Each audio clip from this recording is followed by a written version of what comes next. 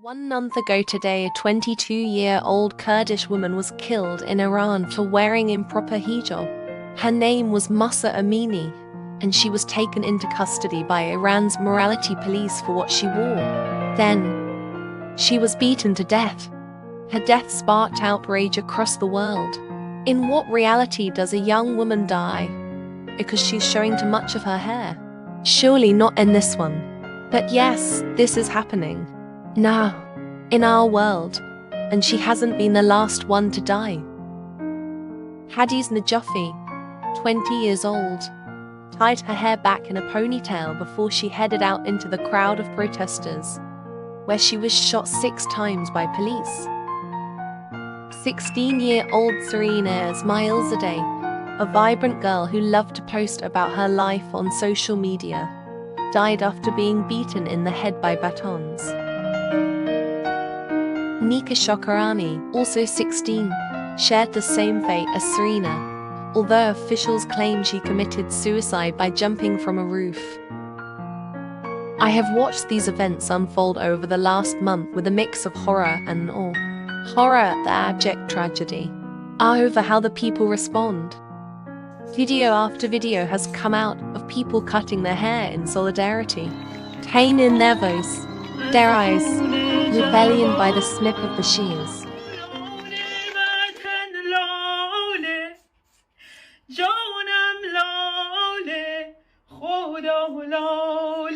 Schoolgirls have shouted insults and chased government officials.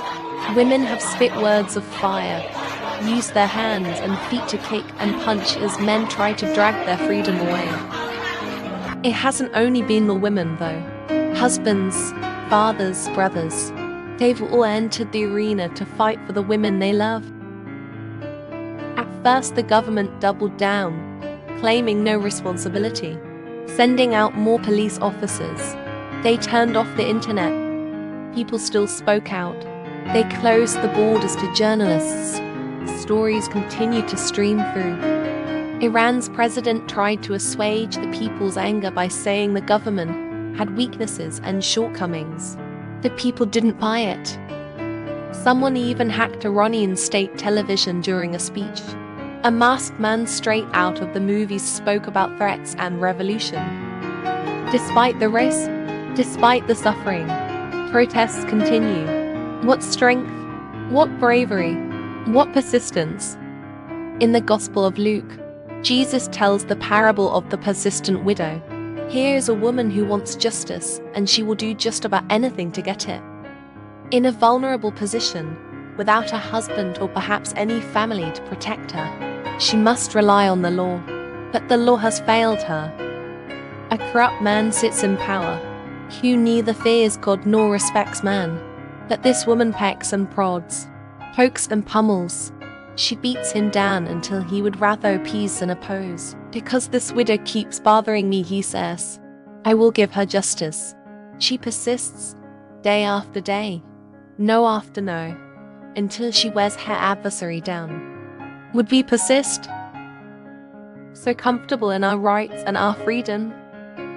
If this happened in our country, would we head to the streets? Would we flaunt our criminal beliefs before a line of police? Would we burn down the world? Would we even cut off a piece of our hair? The truth, a life lived 6,000 miles away is hard to imagine. A 3-minute news reel quickly forgotten. We can't relate, but we can be angry. We have little power, but there are still things we can do, both without and within. Our parable today tells us we ought always to pray and never lose hope. For if the unjust judge will bow to the plight of the widow, will not God bring about justice for his chosen ones, who cry out to him day and night? Within, we can pray without ceasing, as long as we have breath. For all the Lord's people, we can pray in the Spirit. For the Spirit intercedes for us with groanings too deep for words. We can tell God what we need and thank him for all he has done. Ask and receive. Seek and find. Knock and the door will be opened. These are all things our book of faith has said about prayer. Prayer is powerful and needed, and it is more than folded hands or bent knees. Prayer is relationship with God. communication by a whispered word or hidden thought, adoration, confession, thanksgiving, petition, intercession for us and for others. Simple words, a quiet thought. Even the work of our hands can become a call to our merciful Creator who pours out His blessing on us, heals the sick, feeds the poor, upholds the cause of the oppressed, and meets our justice. But prayer takes trust, and trust is a leap of faith, and faith is the assurance of things hoped for, the conviction of things not seen. Are you there, God? Can you hear me? A good way to find out is to do. Our faith needs action. Faith within, action without. And when we express our faith, we are brought closer to the kingdom of God, a place that can be in the here and now, full of righteousness, peace, and joy. So what can we do to help bring about the kingdom for the women of Iran? Or as is written in our parable of the widow and the judge, usher in justice more speedily. We can use our voice to amplify their message. Where there is attention, there is pressure. And Iran's government is certainly feeling this pressure. We can write to our officials about the importance of keeping these women's story in the light. When you see articles or videos online, you can like, share, follow, and interact with the content. Social media may seem frivolous or irrelevant, but where there are millions of engaged people in power, take notice. You can find and support organizations like the Center for Human Rights in Iran or their Abdurrahman Bowman Center, who document human rights violations and work to effect change. You can sign petitions, join your local protest, share your concern with others, spread the word, and of course continue to pray and persist. In Psalm 10, we are told this about our God. God's character includes a zeal for justice that leads Him to love tenderly those who are socially powerless. The women of Iran push against a regime that whittles their freedom to dust. Hand in hand they keep pushing.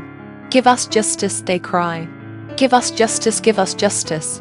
The world stands witness, as the unrighteous wither beneath their assault.